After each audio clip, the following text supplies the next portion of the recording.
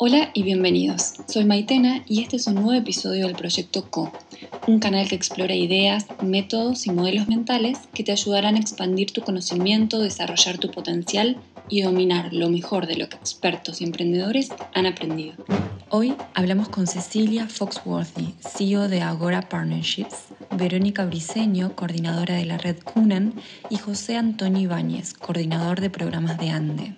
Los invitados de hoy lideran organizaciones referentes en el ecosistema de impacto latinoamericano y al mismo tiempo forman parte de la Red de Impacto, un grupo de trabajo colaborativo de más de 60 organizaciones que contribuimos a la reactivación económica y social de América Latina, de la cual estamos muy orgullosos de formar parte.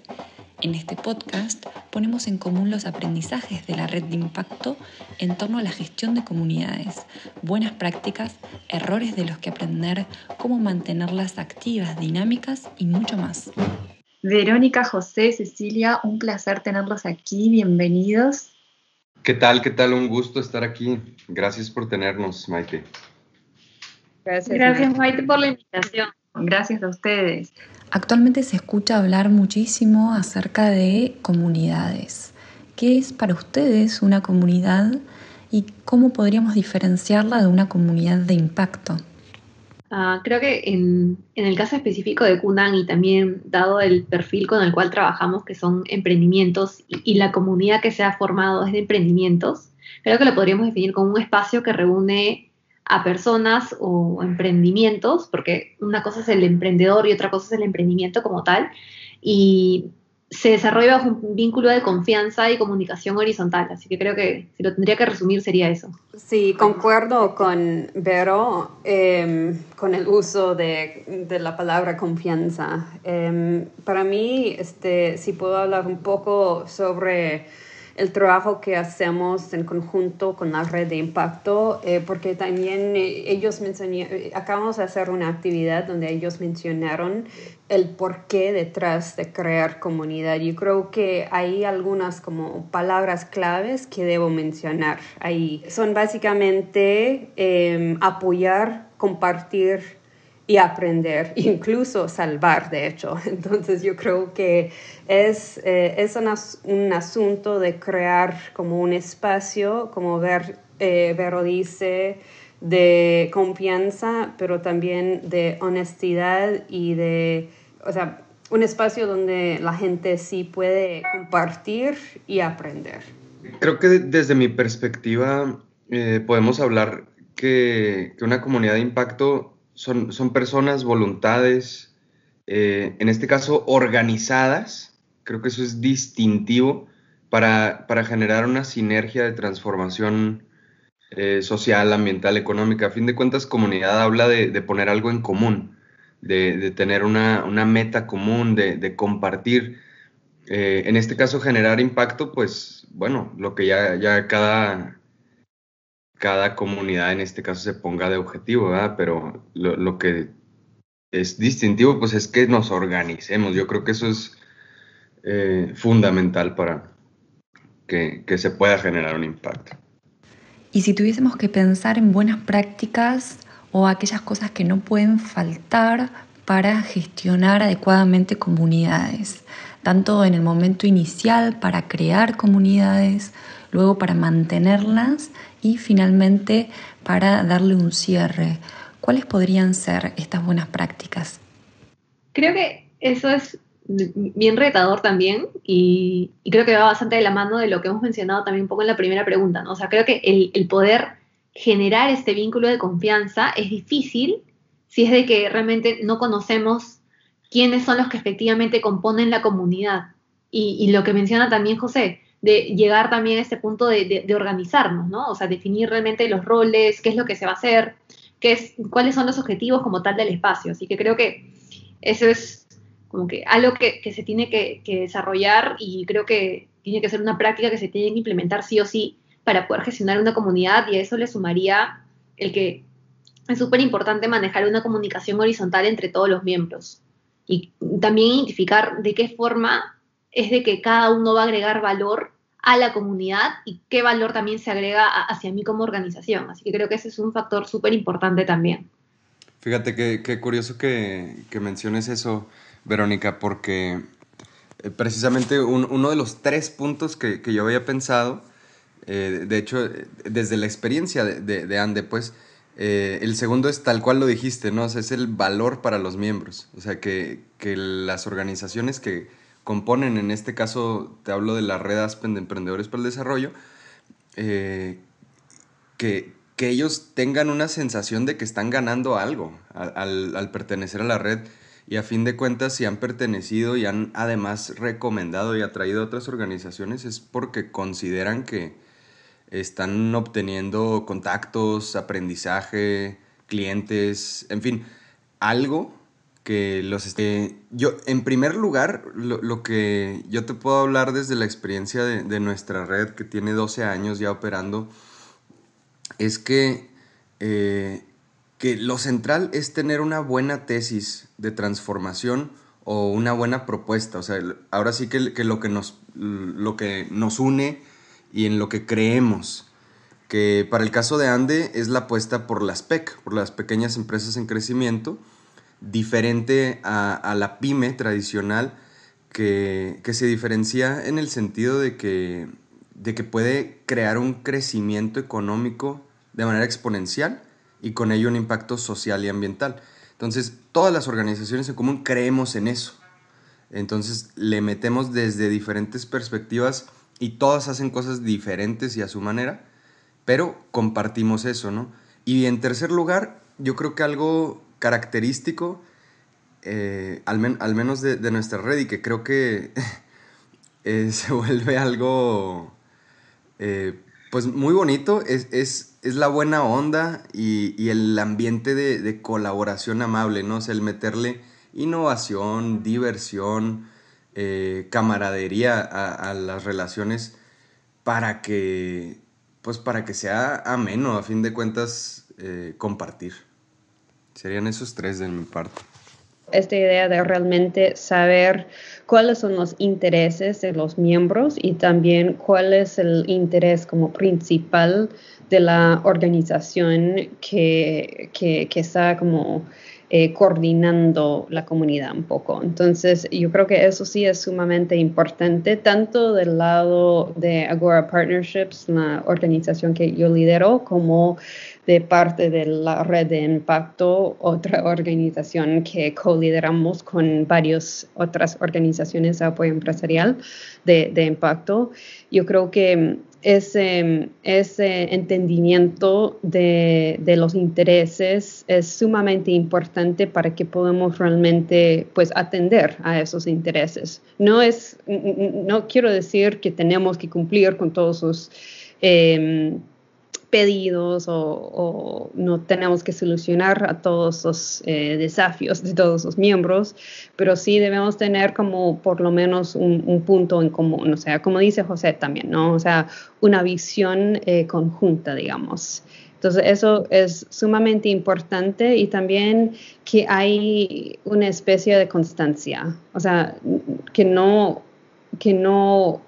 se pone demasiado en términos de comunicación, pero que sí hay constancia, o sea, que la gente sabe que si no sé, si necesito ayuda, yo siempre puedo ir a tal lado para buscarlo, o sea, yo siempre puedo ponerme en contacto con este X número de gente para buscar apoyo. O sea, esa constancia y también transparencia, yo creo que es sumamente importante y esas 2 cosas se tratan de comunicación horizontal, como Verónica dice también. Escuchándolo se me vino a la cabeza esta idea del intercambio de valor. Los miembros aportan y al mismo tiempo obtienen valor de esa comunidad. Y lo que busca cada miembro, sus intereses que lo movilizan a formar parte, pueden ser muy diversos y hasta a veces contradictorios entre unos miembros y otros. ¿Cómo se hace entonces para gestionar los diferentes intereses y no perder el foco de esa comunidad?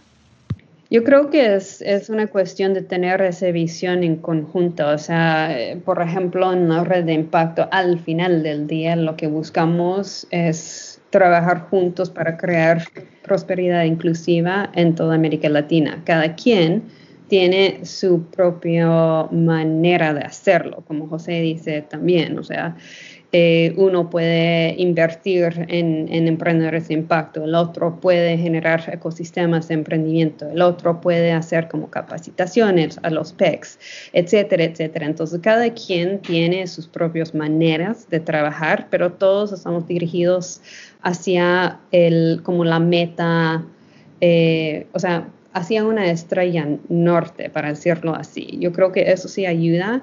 Y cada quien, o sea, cada miembro también tiene que reconocer que la comunidad en sí no va a resolver todo, ¿no? O sea, nosotros estamos acá para aprender, para apoyar uno al otro, pero también en nuestras propias organizaciones, claro, vamos a seguir haciendo lo que necesitamos y tenemos que hacer como organización.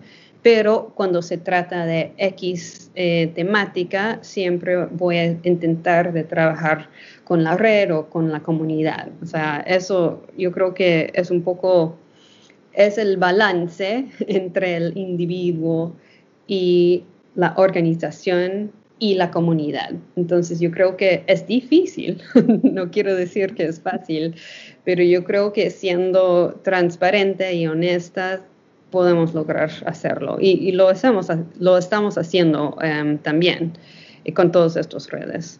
Y quizá yo nada más agregaría, o sea, el decir que se entienda para qué es, ¿no? O sea, que se entienda cuál es la comunidad que tú estás creando. Porque además ese término, o sea, es súper amplio, o sea, y puedes hablar de una comunidad exclusivamente de individuos, chiquita, pequeñita, o una comunidad de organizaciones ya súper grandes, constituidas, con su trayectoria. Entender para qué es tu comunidad y sobre todo ponerle reglas. O sea, en el sentido en el que tienes una identidad definida y la logras permear o compartir en los diferentes miembros de tu comunidad, poner reglas. O sea, el establecer qué sí somos y qué no somos. Yo a eso creo que lo único que le sumaría es el tema de, y creo que van alineado a lo que decía Ceci al inicio, alinear las expectativas y cuál es el alcance específicamente de la comunidad, pues, ¿no? Porque creo que si todos los miembros lo tienen claro, ya nos evitamos de que posiblemente puedan haber algunas complicaciones más adelante. Antes hablaban de generar cultura colaborativa y de generar estructuras horizontales. Y me pregunto cómo hacerlo verdaderamente y desaprender un poco estos estilos de liderazgos más verticales que tienden a centralizar la toma de decisiones. Cómo lograr que realmente sea horizontal. Eso es complejo porque si bien lo que queremos es que sean comunidades horizontales, democráticas, en las que se escuchen todas las voces, muchas veces no siempre las personas o los miembros tienen el mismo interés de participar, ¿no? O sea, a veces quieres involucrar, pero nomás no hay respuesta y bueno, tampoco te puedes detener en ese sentido. Entonces, se me ocurre que quizá para eso, o sea, están como que las estructuras de toma de decisión, que quizá incluso pueden ir rotando. Nosotros nos manejamos, por ejemplo, con comités directivos, steering committees, que hay uno tanto a nivel global como a nivel regional en cada uno de los 8 capítulos, y que están compuestos de organizaciones de los miembros, de perfiles destacados de un liderazgo, una visión comprobada, y que bueno, ahí se van tomando decisiones estratégicas. Además hay otros espacios de participación, de interacción, pero por lo menos con eso te aseguras de que pues sí tienes cierta diversidad en las decisiones importantes y que estás incluyendo voces y que además se van rotando, ¿no? O sea, con cierta periodicidad. Diría yo eso, o sea, quizá apoyarte de estructuras de esa manera para que obligues la participación de muchos, pero pues también reconociendo que no siempre va a haber el mismo peso en todas las voces. Sí, y yo creo que Maite dijiste la palabra correcta también al principio, al momento de hacernos la pregunta. Usaste la palabra de desaprender. Entonces, eso es un poco lo que tenemos que hacer para que este tipo de estructura funcione realmente. Por nuestra parte, en Red de Impacto, también tenemos no es un sistema de gobernanza, pero tenemos una estructura que está dividido por grupos de trabajo también. Cada grupo de trabajo está liderado o co-liderado por un miembro, y cada grupo de trabajo y cada líder de cada grupo de trabajo tiene sus propios miembros, y esos miembros trabajan en conjunto para para realizar ciertas actividades, ¿no? O sea, pero al principio todos nosotros, o sea, toda la red, entraron en como un proceso de co-creación para justamente poder diseñar esa estructura. Entonces, todos tenían una voz al principio, pero ahora sí la organización está un poco más, pues, estructurado en estos grupos de trabajo. Y yo creo que eso nos permite seguir como comunicando con los demás como miembros que no quieren o no pueden ser tan activos, pero al mismo tiempo asegurarnos de que avancemos hacia la acción, o sea, que realmente podemos como implementar cosas concretas como red, que nos asegura de realmente avanzar hacia nuestra meta, ¿no? Porque pues no todos van a tener tiempo, ni van a querer participar de igual manera en las comunidades y en las redes. Y está bien, o sea, siempre uno necesita como una variación en la participación de los miembros, porque si todos obviamente quieren participar de igual manera, pues puede ser un caos. Entonces yo creo que sí, o sea, es una estructura muy similar a lo que tiene Andy, pero hasta ahora ha funcionado. Obviamente hay que seguir aprendiendo, seguir ajustando, etcétera, pero yo creo que es una manera de hacerlo como estructura horizontal.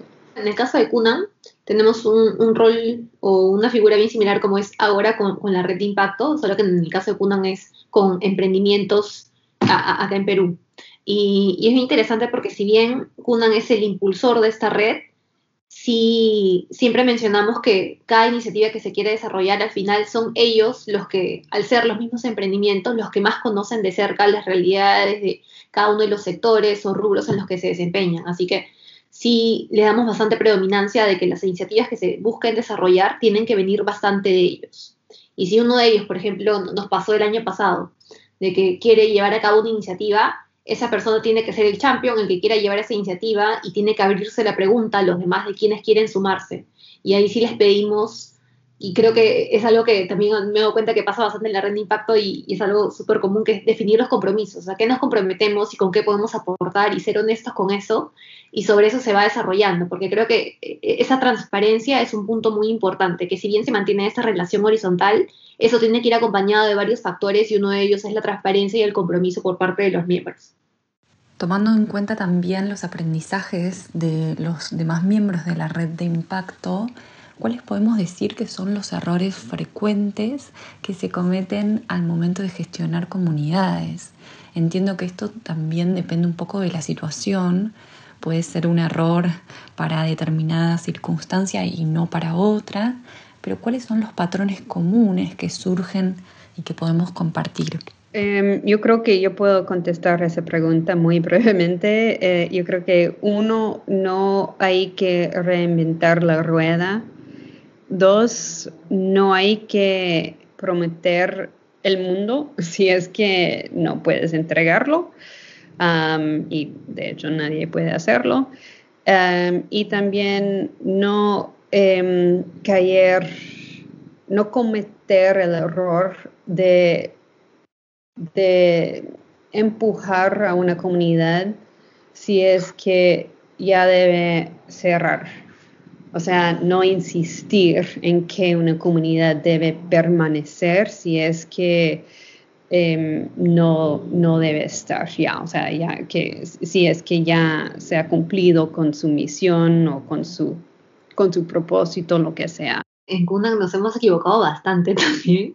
Creo que ahí es el hecho de no asumir, pues, ¿no? O sea, no suponer que conocemos cuáles son las necesidades o qué es lo que buscan los demás miembros y simplemente preguntar. O sea, hemos metido varias veces la pata ahí de asumir de que porque conocemos de años a los emprendimientos y tenemos contacto con ellos, de repente la necesidad por este lado o por el otro, pero al final cada uno es un mundo distinto que el otro. Así que creo que lo primero que se me viene a la mente es eso, o sea, no asumir y no suponer ciertas cosas.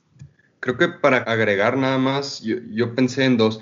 El no querer hacer todo o querer, por ejemplo, repetir lo que ya se hace. Quizá a eso te referías con reinventar las ruedas, Ceci. Y pues no imponer visiones, ¿no? O sea, a fin de cuentas, construir innovando en ese sentido. Haciendo un repaso mental de lo que fueron comentando, aparecen palabras como visión compartida, propósito, objetivos, hablaron de honestidad, transparencia, ciertos valores o cómo vamos a hacer las cosas. Y se parece bastante todos estos elementos a los elementos que componen una organización. Entonces, la duda que se genera acá es: ¿todas las organizaciones son comunidades? ¿Todas las comunidades son necesariamente organizaciones? ¿Qué puntos acercan y qué puntos alejan o diferencian estos dos conceptos? Yo me atrevería a decir que quizá toda organización es una comunidad y no necesariamente toda comunidad está organizada. Ojalá que lo estuviera, ¿no? Y ojalá que además fuera una buena comunidad tu organización, porque que seas comunidad no significa que esa comunidad se lleve bien o que funcione, pero bueno, para eso hay que fomentarlo y procurarlo con otro tipo de cosas más invisibles, como el trato, como la representación, el dar voz. Sí, y yo creo que estoy de acuerdo con eso, con lo que dice José en cuanto cada organización debe o puede ser una comunidad, que sea malo o bueno, pero yo no creo que cada comunidad tiene que ser una organización, porque, por ejemplo, hay muchas comunidades personales y esos no son organizaciones. Hay muchas comunidades incluso de cultura o de identidad. O sea, ellos no son organizaciones. Yo puedo pertenecer a una comunidad de personas quienes aman a los perros, por ejemplo. O sea, eso no es una organización, solamente es una comunidad creada alrededor de un interés en específico, por ejemplo. Entonces, yo creo que tiene una amplia definición una comunidad, pero si se trata de hacer algo accionable, o sea, la comunidad, yo creo que en muchos espacios sí se convierte en una organización, pero no necesariamente. O sea, igual, en términos de advocacy, por ejemplo, suelen ser muchos individuos con un interés en específico. O sea, por ejemplo, yo quiero cambiar una ley o la manera en la cual el gobierno promueve X cosa, entonces yo voy a unirme con otros individuos que quieren lo mismo. Entonces, no es una organización, pero puede ser una comunidad que está luchando para la misma cosa, digamos.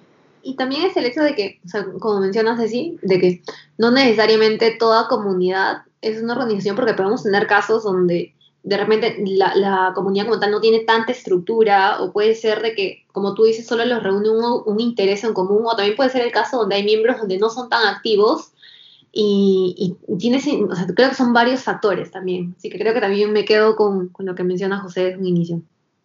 Uno de los aprendizajes que surgían cuando hicimos esta actividad con los miembros de la red de impacto eran la necesidad de conectarse persona con persona, de generar espacios donde los miembros de una comunidad se puedan conocer desde el plano personal, no solamente como representantes de una organización. ¿Cómo ustedes creen que se pueden propiciar estos espacios, estas dinámicas? Sí, mira, fíjate que por eso yo mencionaba que ese es como que uno de los terceros puntos, bueno, el tercer punto que yo mencionaba entre lo que tiene que ser un must en la construcción de comunidad, en la construcción de red. A fin de cuentas, como dirían por ahí, las organizaciones son personas. Entonces, me atrevería a decir que hay que hacer un diseño centrado en la persona, ¿no? O sea, y en el sentido, por ejemplo, en el que nosotros somos una red, un network, pues hacemos networking, ¿no? Hacemos red activamente, entonces siempre estamos buscando que casi en cualquier evento importante que hacemos, que haya un espacio para que las personas se conozcan. Y bueno, nosotros quizá como los que gestionamos la red, procuramos conocer a las personas, pero también se dan una cantidad de relaciones de las que nosotros no nos enteramos y que no podemos controlar porque así son los sistemas, ¿no? O sea, hay puntos de conexión muy variados y que te permiten compartir desde tu pasado, desde tu historia, desde tu identidad, desde tus intereses, desde tus miedos, desde lo que sea. Entonces, esa riqueza humana hay que aprovecharla. Nosotros, así, muy en concreto, te digo, los espacios de networking en eventos, dedicar un pequeño espacio para eso y variarle a las dinámicas para procurarlo, pues a fin de cuentas son muchas las cosas que se pueden hacer para eso. Y por ejemplo, o sea, los formatos mismos de las sesiones, ¿no? O sea, que algunos formatos sean como tal más relajados para hablar de ciertos temas y otros que quizás sean formatos más serios, pero que te permitan conocer diferentes facetas de las personas. Y bueno, también insistir y repetir en el entendido de que la relación y las cosas que se comparten en ocasiones pues son exclusivamente para los que están ahí, para dar cierta confianza a compartir lo que no necesariamente le dirías a todo el mundo, ¿no? De hecho, si puedo decir algo encima de eso, porque yo creo que también se trata de, cuando creas estos espacios, se trata de también proponer a los miembros o participantes como preguntas un poco más retadoras. O sea, no solamente preguntarles cuál es tu color favorito o algo por el estilo, pero realmente como preguntarles preguntas que les obligan de alguna manera a ser más, para que sean más abiertos, ¿no? Uno al otro, para que vayamos a la profundidad, si puedo decirlo así, directamente, o sea, sin tener que tener estos pláticas un poco más cotidianos, ¿no? Yo creo que eso sí puede ser un riesgo o puede ser algo que sirve para realmente generar esas conexiones personales. Hay un rol que cada vez se escucha más y es el de facilitador de comunidades, como aquella persona que se encarga de dinamizarla, de estar ahí para velar porque esa comunidad se mantenga viva de alguna manera. Les consulto en su opinión hasta qué punto creen que es necesario intervenir, es decir, proactivamente impulsar acciones y hasta qué punto creen que es necesario correrse o dejar que esa comunidad funcione sola, de forma autónoma. Yo creo que los grupos humanos son sistemas vivos y son dignos de analizarse casi como tal, y es bien curioso cómo en ocasiones ciertos grupos tienen afinidad y funcionan por sí mismos, y ya solo requieren que más o menos encauces, que más o menos dirijas poquito, pero que ya traen el dinamismo, ¿no? Yo creo que eso quizá pueda suceder, por ejemplo, entre cosas así como, como de gustos compartidos, o sea, como mencionaba Ceci, o sea, de que no necesariamente quieres crear un impacto, o sea, cuando son amigos, cuando son de un equipo de deportes o lo que sea, caray, o sea, muchas veces hay una interacción diferente ahí. Quizá ya cuando son más orientadas al trabajo, sí se necesita en muchas ocasiones, al menos en mi experiencia, facilitar, incentivar, promover, dirigir esa acción colectiva, porque muchas veces pues el tiempo nomás no da, o sea, de tantas cosas que están haciendo las personas, necesitas sí priorizar, sí organizar, porque si no, no se va a llegar a nada, y eso es de las cosas más desgastantes, horrible.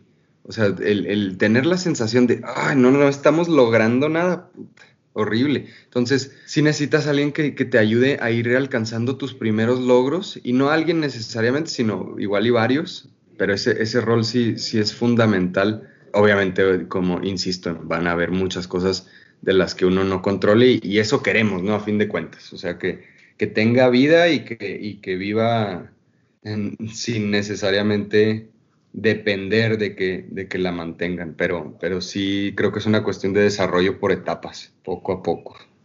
Sí, yo creo que este rol de facilitadora es sumamente importante y muchas comunidades lo requieren. O sea, eso es la realidad, ¿no? Y no hay nada malo en eso. O sea, al final del día, las comunidades que son organizaciones, pues necesariamente van a necesitar un organismo que dirija un poco las actividades, las conexiones, las conversaciones incluso. Entonces, yo creo que es un rol sumamente importante. Al mismo tiempo, si eres una facilitadora que ha intentado impulsar una comunidad hacia la acción por ejemplo, por 2, 3, 4 años sin sin realmente poder generar acción o conversaciones fructíferos dentro de la comunidad, pues quizás es hora de como pivotear o cerrar la comunidad. O sea, eso es parte de ser una facilitadora buena, o sea, saber cuándo es tiempo cerrarlo, cuando no es. Yo creo que una comunidad debe cerrarse si es que ya no es útil, básicamente. O sea, pero la cuestión es si los miembros deben decidir eso o si los facilitadores, organizadores deben decirlo. O sea, yo no podré contestar esa pregunta, pero yo creo que es difícil y yo creo que cada caso tiene una respuesta distinta. En nuestro caso, un poco, me acuerdo que hace unos años conversábamos de eso y lo que decíamos era de que, o sea, en un mundo ideal, Kundan no debería existir. ¿Y por qué lo decíamos? Porque, o sea, Kundan básicamente tiene ese rol de poder articular a todos los actores del ecosistema, sector privado, público, academia, sociedad civil, con el emprendimiento social. Así que básicamente decíamos, ok, que o sea, en un mundo ideal realmente debería ser donde estos dos mundos conversen de manera directa y no necesiten de un intermediario para poder generar este tipo de articulaciones. Y nos da mucho orgullo realmente ver, o nos da bastante alegría ver cómo es de que este tipo de alianzas o interacciones o relaciones entre ambos actores cada vez se van dando de manera más orgánica y sin la necesidad de una organización como Kundan que las esté impulsando. Y creo que eso es parte de lo que se busca, pues, ¿no? O sea, de que esa comunicación se dé de manera más cercana y sean no dos mundos tan lejanos, sino vean de que hay una gran posibilidad de desarrollar sinergias y valor en conjunto. Y cada vez se va dando y creo que es parte de, pues, ¿no? O sea, ver ese tipo de resultados. Cecilia, Vero, José Antonio, mil gracias por todo lo compartido, un placer contar con ustedes y escuchar tantos aprendizajes tan interesantes. Gracias, Maite, por haberme invitado. No, muchísimas gracias, Maite, de vuelta por la invitación. Bueno, Maite, bye bye. Este es el proyecto CO de Efecto Colibrí.